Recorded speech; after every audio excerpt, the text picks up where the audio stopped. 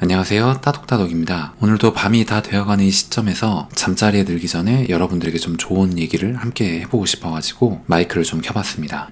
최근에 좀 재밌는 책을 하나 읽었어요. 제가 최근에 집중해서 읽고 있는 분야이기도 하지만 마케팅 관련해서 그리고 글쓰기 관련해서 좀 좋은 내용이 있었는데 아무래도 좀 공유를 하고 싶었습니다. 그리고 제 나름대로도 이렇게 여러분들께 말씀을 드리면서 제가 정리하는 그런 게 있거든요. 저한테도 도움이 많이 되고요. 저는 아내와 함께 그리고 아이와 함께 서점을 주기적으로 듣는 걸 좋아해요. 가볍게 걸으면서 책장에 꽂혀있는 이 베스트셀러들이 뭐가 나와 있는지 이런 걸 봅니다. 그리고 트렌드 서적은 뭐가 있는지 보면서 시장 흐름도 파악을 해요.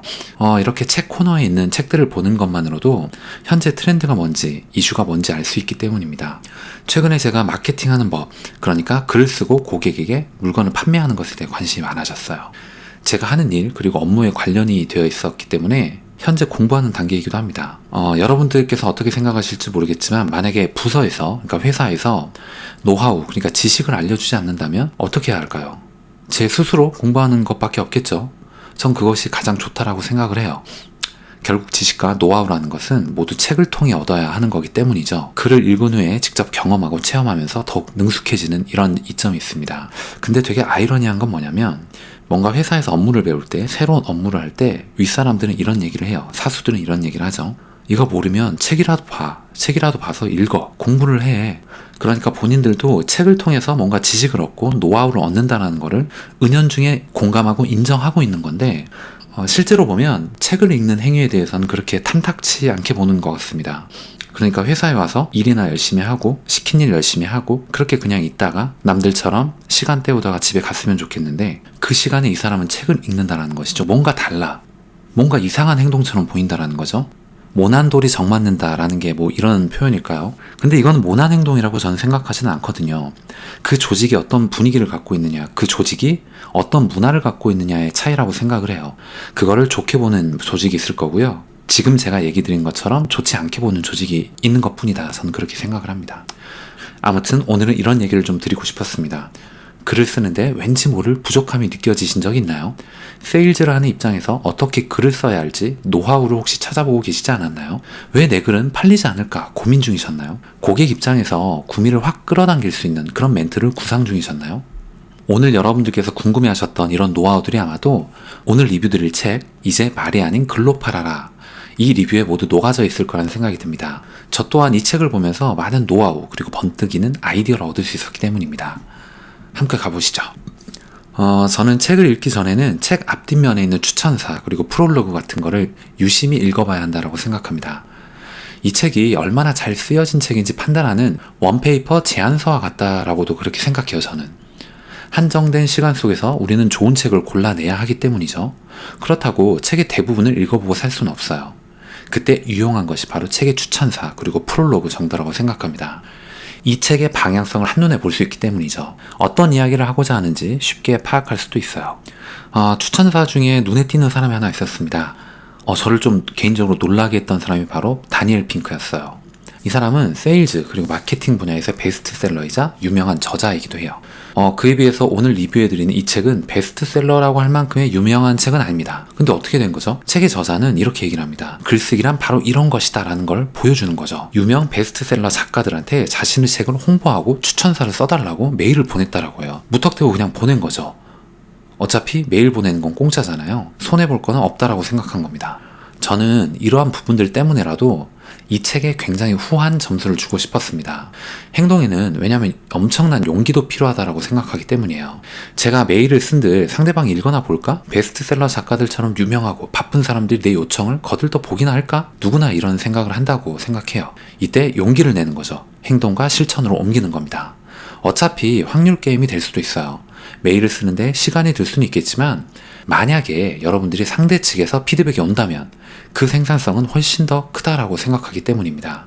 메일을 보내서 100개 보내서 단 5명한테만 답신이 와도 좋은 거죠. 확률은 고작 5%밖에 안 됩니다. 그렇지만 효과는 엄청나게 큰 겁니다. 이번에는 말보다 글쓰기가 중요해진다라는 부분에 대해서 얘기를 좀 해볼게요. 우리는 보통 요청사항이 있을 때 직접 만나서 얼굴을 보고 이야기를 나눈 것이 훨씬 좋다는 이야기를 해요. 저 또한 이 부분에 대해 공감을 합니다. 글을 통해 전달하게 되면 장점도 있지만 단점도 분명히 있어요. 자신의 감정을 온전히 전달할 수 없기 때문입니다. 억양 그리고 제스처가 없기 때문에 이 사안의 중요성을 어필하기도 어려워요. 우린 대화할 때 눈빛을 바라보고 그 사람들의 숨결, 그 사람들의 억양, 그 사람들의 몸짓을 보곤 하잖아요. 그럼에도 불구하고 책에서는 말보다는 글쓰기가 중요해지는 시기라고 얘기를 하고 있습니다. 그럼 그 이유는 뭘까요? 우선 언택트, 비대면 시대가 우리에게 빠르게 다가왔기 때문이라고 얘기를 합니다. 저 또한 그 부분에 공감을 해요. 전통 영업 방식, 그러니까 대면은 조금 어려워졌다는 거죠. 세일즈맨들에게 이보다 안 좋은 소식이 또 있을까요? 시간이 조금 지난다고 해서 아마도 다시 대면이 활발해지는 시대가 올까요? 아니요, 전 아니라고 생각합니다. 이미 시대는 비대면, 언택트 트렌드에 진입했다라고 생각하기 때문이에요. 대면보다는 전화를 좋아하고요. 전화보다는 카톡과 같은 메신저를 선호합니다.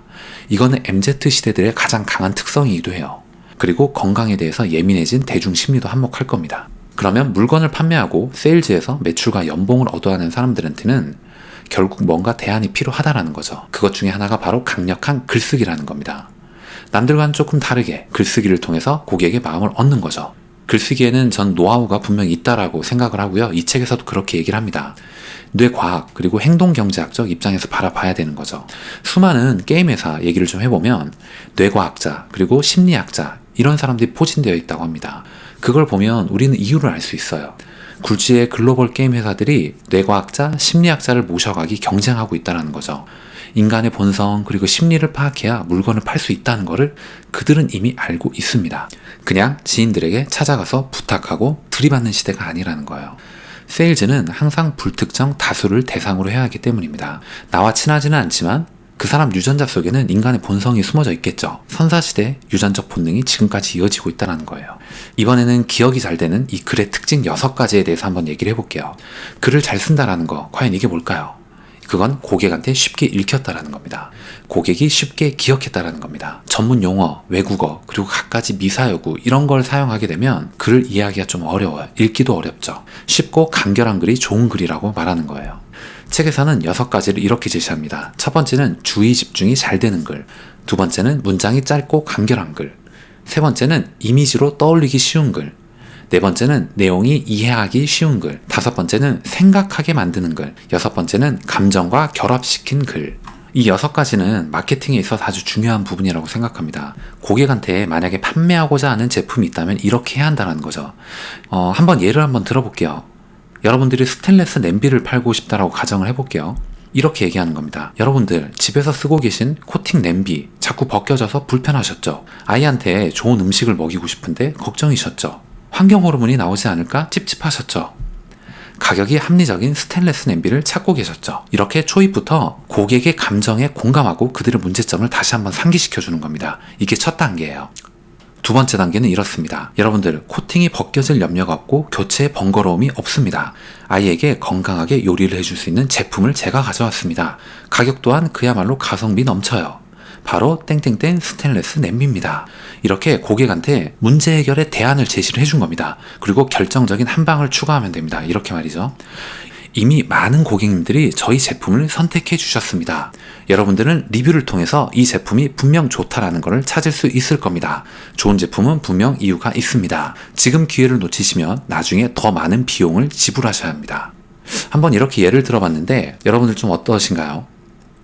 고객님 외에도 다른 고객님들이 이미 선택을 했고 굉장히 만족했다라는 걸 보여주는 거죠. 여러분들 인간에게는 사회성 편향이라는 게 있습니다. 이거는 불확실성 그리고 불안함을 해소해주는 이런 요소예요. 당신도 사회적으로 이 대열에 합류하라는 거죠. 불안하니까 많은 사람이 선택한 걸 너도 쉽게 선택할 수 있다는 겁니다. 사회적으로 도태되지 말라는 멘트이기도 해요. 그리고 최종적으로는 이렇게 고객들이 만족스러워하는 모습을 비포, 애프터, 그러니까 변경 전, 변경 후로 표현해 준다라고 보시면 됩니다. 그리고 제품의 스펙은 맨 아래쪽에 너무 많지도 않게 작게만 올려두면 돼요. 포인트만 딱딱 매력만 찍어가지고요. 사람들은요 본능적으로 제품의 스펙을 보기보다는 타인들의 구매 경험 그리고 리뷰를 많이 보게 돼 있습니다. 많은 사람이 만족스러워했다면 나 또한 그걸 믿고 살 수 있겠다라고 생각을 하겠죠. 그리고 조금 더 쉽게 결정할 수 있는 근거가 된다는 겁니다. 그리고 심지어 이미 글의 초반에서 자신들의 문제점 그리고 애로사항을 충분히 공감받았기 때문이에요. 이번에는 고객 스스로 가격 저항을 없애는 글쓰기 방법을 얘기를 좀 해볼게요. 여러 가지 노하우 중에 제가 인상 깊었던 건 뭐냐면 가격 쪼개기 전략입니다. 가격을 어떻게 쪼갠다? 여러분들 비용이라는 거는 늘 사람들에게 부담을 주는 요인이죠. 뭔가를 사기 전에 금액을 한번 떠올려 볼 수밖에 없잖아요. 아무리 훌륭한 제품이라도요, 가격이 너무 비싸면 한 번 더 고민하게 되는 게 바로 그런 겁니다. 그에 대해서 책에서는 노하우를 이렇게 얘기를 하는 거죠. 조금 더 매력적으로 제안을 해라. 예를 한번 들어볼게요. 한 달에 3만원짜리 피트니스 클럽이 있다라고 해볼게요. 누군가에겐 매달 3만원이란 이 금액 부담스러울 수 있습니다. 그래서 이거를 매 일 단위로 쪼개볼게요. 30일 기준으로 한다면 대략 1,000원입니다. 매일 1,000원의 돈으로 여러분들은 건강을 지키실 수가 있습니다. 라고 표현을 하는 거죠. 똑같은 돈인데 왠지 하루 1,000원은 굉장히 적게 느껴지는 이런 심리인 거죠. 고객의 심리학을 파고든 겁니다. 결국 세일즈는 심리학과 직결되어 있다는 걸 느낄 수 있는 책이었어요. 이번에는 남성과 여성에게 어필하는 마케팅 글쓰기 부분 얘기를 해볼게요. 남성이랑 여성은 엄연히 다릅니다. 이거는 인정하고 싶지 않아도 인정을 해야 돼요. 신체 구조부터 호르몬의 구조까지 완전히 다릅니다. 그렇기 때문에 외모부터도 다른 거예요. 남성들한테는 테스토스테론이라는 호르몬이 많이 나와요. 이거는 체계적 사고, 목표 달성, 효율성을 중시하는 성향, 이런 게 있습니다. 그에 반해서 여성한테는 에스트로겐이라는 호르몬이 많아요. 이거는 공감적인 사고, 관계 형성, 감정을 중시하는 이런 성향이 발현됩니다. 그러니까 남성에게 글을 쓸 때는 제품의 팩트 부분을 어필할수록 좋아요. 자동차를 한번 예로 들어볼까요? 배기량, 무게, 연비, 가격, 성능적인 부분을 매력적으로 어필하면 됩니다. 여성들한테는 아무리 이런 걸 얘기해도 잘 몰라요. 3000cc의 제로백이 2.6초래. 이거 여성분들은 이해하기 어려워요. 하지만 남성들은 이런 성능을 가진 이런 자동차가 이 가격에 이 성능이라면 구매할 만하다라고 판단하게끔 생각한다는 겁니다. 남성의 성향을 고려한 세일즈는 바로 이러한 것이라고 보면 돼요. 이번엔 여성 얘기를 한번 해볼게요. 여성들한테는 제품의 팩트 부분을 어필해서는 안 됩니다. 물론 이게 정답은 아니지만 대부분 그렇다라는 거예요. 중요한 건 뭐냐면 바로 타인들의 경험 그리고 리뷰예요. 가까운 지인 그리고 가족들이 이 제품을 사용하고 있느냐 마느냐 그게 더 중요한 거죠. 예를 들어볼게요. 남편이 아내한테 이번에 새로 나온 신차를 구매하고 싶다고 말하는 상황입니다. 남편이 이렇게 얘기해요. 여보, 이 차는 2500cc 배기량에 1리터당 5kg의 연비를 가지고 있어. 근데 속도 100km까지 도달하는데 제로백이 겨우 2.6초에 불과하다? 근데 가격이 겨우 4천만 원이래. 훌륭하지 않아? 이런 대화는 여성들한테는 별로 매력적으로 어필되지가 않아요. 체계적 사고, 목표 달성, 효율성을 어필하는 이런 거는 남성들하고의 대화에서 효율적이라는 거죠. 그렇다면 이렇게 한번 바꿔볼게요. 여보, 당신이랑 친하게 지내는 506호 아주머니 있잖아. 이번에 신차 나왔다고 구매했는데 너무 좋다면서 이야기하고 다니더라고. 나도 봤는데 모양도 진짜 예쁘고 가격도 적절하더라고. 근데 더 놀라운 건 뭔지 알아? 엊그제 내가 장모님하고 대화를 해보니까 이 차에 대해서 소식 들었다면서 구매 한번 해볼까 하고 있으시더라고. 당신 생각은 어때? 우리도 한번 사볼까? 이렇게 한번 바꿔보면 조금 더 낫지 않을까라는 것이죠.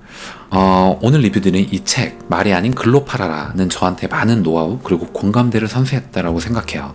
특히나 지금 같은 시대에 어떻게 하면 좋을까? 이런 대안을 제시해 주었다는 생각도 듭니다. 언택트 비대면 시대에 이 글의 중요성은 날로 커지고 있는 거죠. 어떻게 하면 타인한테 매력적으로 어필하는 글을 쓸 것인가? 그럼 잘 읽히는 글이란 과연 뭐지? 잘 팔리는 제품은 어떤 비밀이 있던 거지? 이 모든 것에 대해서 대답을 줬던 책이라는 생각이 들어요. 오늘 여러분들께 말씀드렸던 거를 다시 한번 두 문장으로 정리를 해보면 세일즈와 말하기를 잘하려면 결국 글쓰기를 잘해야 한다. 책 속의 모든 내용이 독자를 만족시킬 수는 없구나. 오늘 내용은 여기까지 하겠습니다. 오늘 여러분들께 들었던 내용이 조금이라도 도움이 되셨거나 재밌게 들으셨다면 지금 여러분들 머릿속에 떠오르는 소중한 사람 4분을 한번 떠올려 보세요. 그리고 4분에게 이 내용을 공유해 주시기 바랍니다. 그리고 구독과 좋아요도 꼭 부탁드리겠습니다.